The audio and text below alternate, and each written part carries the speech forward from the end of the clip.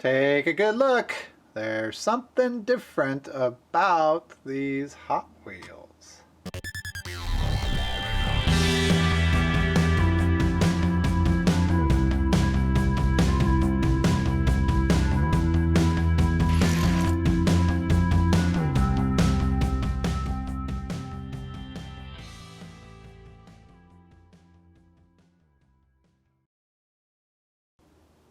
Hello everybody, it is LE Diecast and we've got a special episode that starts with a story. But first, to my question at the beginning of the video, do you notice anything different about these Hot Wheels? They're all Hot Wheels, sort of, maybe. Notice anything different about them? Look at those tires. Don't believe me, they're Hot Wheels. See? What is the story behind these? Well, it comes with a story. So curl up, kids. I'm going to tell you a very quick story that may or may not be true. I have nothing but the internet to base this on. So there was a company a long time ago that made die-cast cars, die-cast toys, called Mettoy Playcraft. Mettoy Playcraft you probably really haven't heard of, but you have heard of one of their brands most likely, and that was the Corgi brand of toy cars. Well, Corgi goes way back, somewhere in the 1950s. We'll go by 1956 as the internet calls it.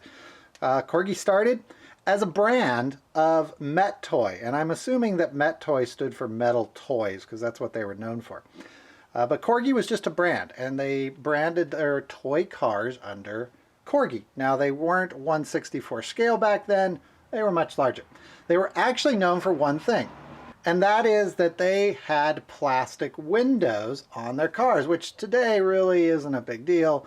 Every single toy out there has plastic windows. But back then, well, technology just wasn't what it was, and if you had a car with a plastic window in it, it was really special. So they were known as the cars with the plastic windows. Now, this is back in the 60s and the 50s. There was a competitor at the same time, somewhere we'll say in the 70s is where this part of the story takes place, called Dinky Toys. Now, Dinky Toys were around when I was growing up. I knew them as this English toy company that made these highly detailed die-cast toys. But Dinky Toys showed up around this time and put a lot of pressure on Corgi to do something to make better toys. We see this all the time. Basically, Corgi was being outpaced by Dinky. Somewhere in either the late 70s, early 80s, Mattel bought Corgi. Now, I think they bought the Corgi was a company by this point, because I think Corgi split off from Met Toys before all this happened. I think they split off from Met Toys in the early 80s. Again, internet. If I'm wrong, well, it's just because I'm reading what's there. But I think they split off in the early 80s.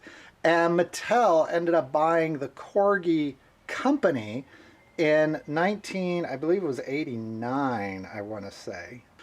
So in the very late 80s and the early 90s, Mattel inherited a bunch of the Corgi cars. Now, what they did was a little odd. Mattel, I think, was looking for a lot of new castings. At this point, Mattel was either planning or already producing a lot of playsets that had specialized cars for the playset.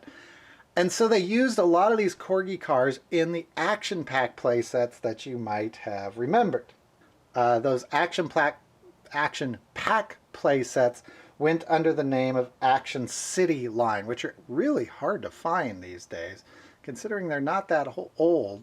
I don't know if they sold well or not, but a lot of these Corgi cars ended up in that Action City line of playsets.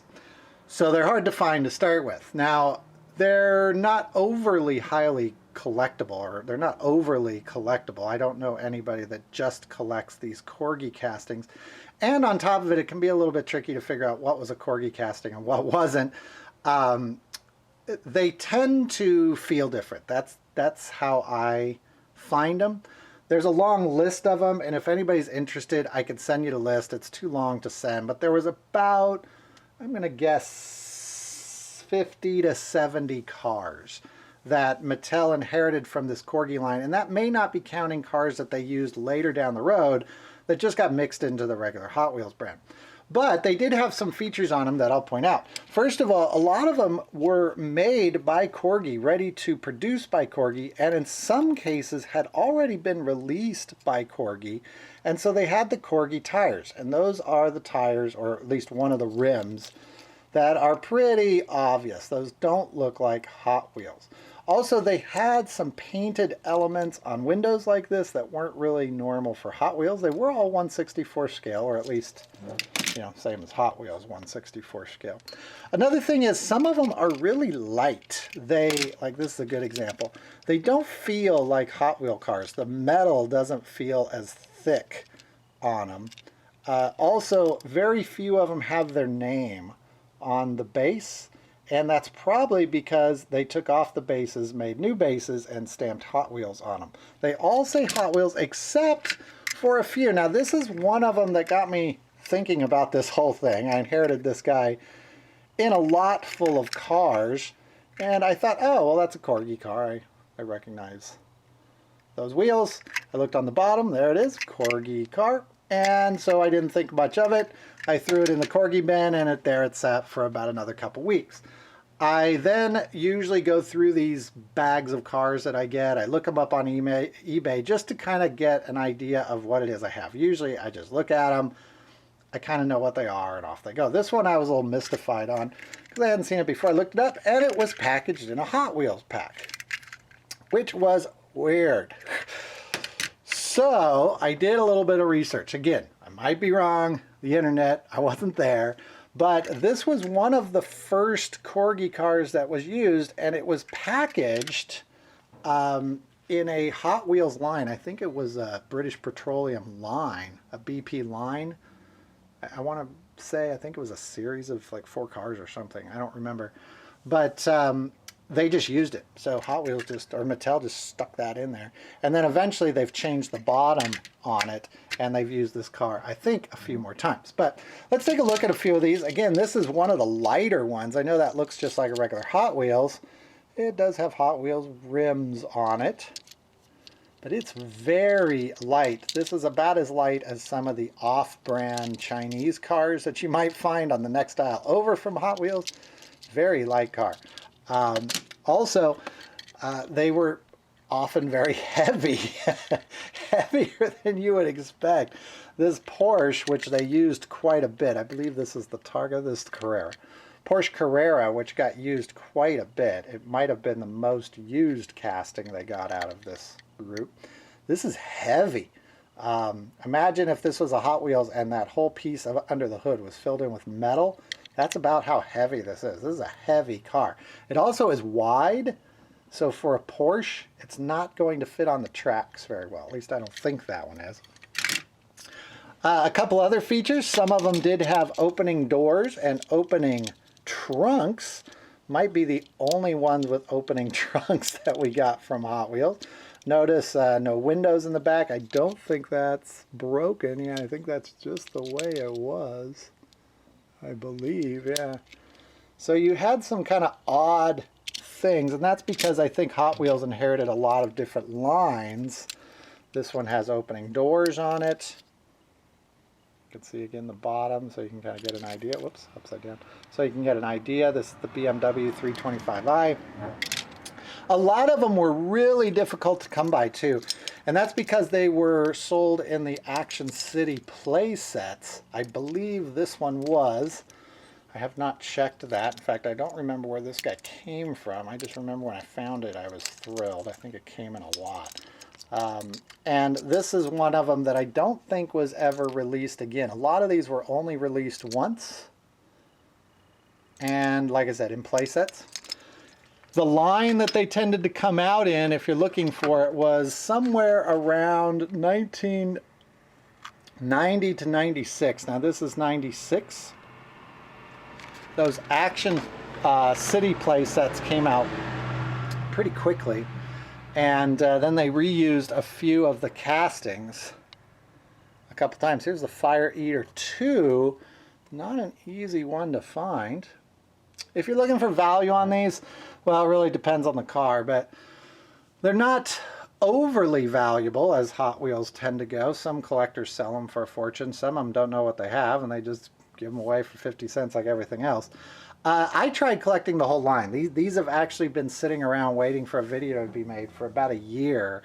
I've added about a third of these since then, and I'm just gonna give up because I haven't been able to find many, and part of the problem I have is the names that they go on changed really quickly. A lot of them had their names changed because they were either called the same thing that Hot Wheels already was using, or they were called a name that turned into a different car. Like the Sand Stinger is one of them, and it was turned into a different car that Hot Wheels made, and so the old Sand Stinger, well, good luck finding it. Yeah, but here's a Ferrari Testarossa. Like I said, some of these they did use for a long time. Here's the Sierra. It has opening doors. This is one of the easier ones to find. So if you're looking for one to go get yourself, this is an easy one. Look at the trailer hitch. You don't see that much on Hot Wheels.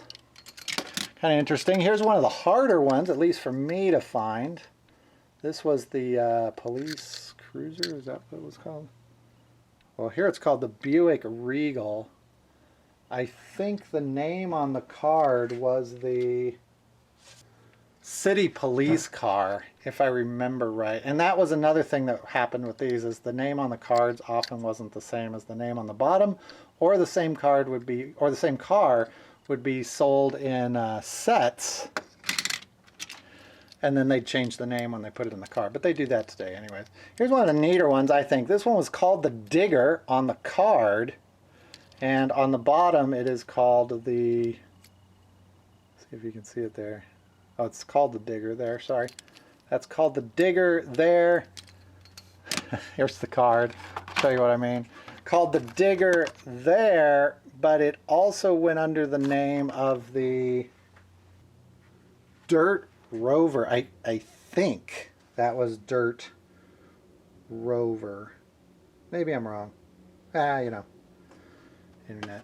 I don't have any way of checking these things. Here's the Tipper.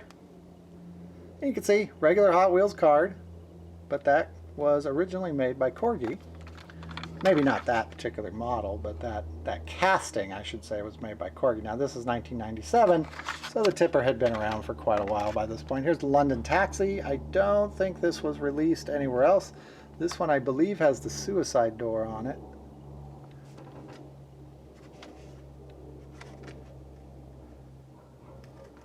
Maybe it doesn't. I might be wrong about that. So, a little known thing, if you're out there looking for something to collect in Hot Wheels, and you're one of those that collects kind of weird off normal stuff, well, this little series of cars was a fun one to collect. You can find some stuff online if you're interested. Just look up Corgi Hot Wheels. There are a few sites that track these. All the sites seem to be a little bit different. That's why I say there's some confusion as to what castings actually used to be Corgi. Some people even collect the Corgi version and the Hot Wheels versions where they can. So something to keep your eye out when you're out collecting. So I hope you enjoyed that. That one's been a while coming, and I thought I'd have more of these by now, but, well, some of them just aren't that easy to find.